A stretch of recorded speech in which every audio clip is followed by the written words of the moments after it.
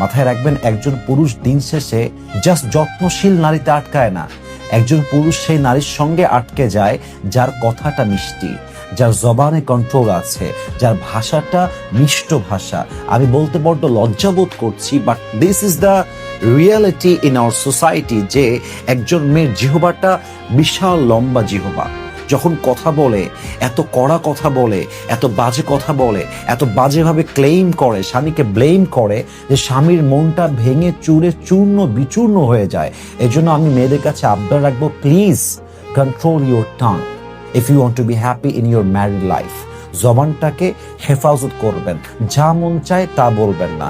কথার তীরের আঘাত এত বড় আঘাত, তীরের আঘাত মিটে যায়, চাকুর আঘাতটাও একদিন শুকিয়ে যায়, বাট কথার আঘাতটা কখনোই শুকায় না। এই জন্য মেহেরবানি করে প্রত্যেকটা বোনকে বলবো, জাস্ট যত্ন করলেই হবে না, সংসারটা গুছিয়ে রাখলেই হবে না, আপনাকে মিষ্টভাষী হতে হবে, আপনাকে অনেস্ট হতে হবে, লয়াল হতে হবে, সততা বজায় রেখেই চলতে হবে।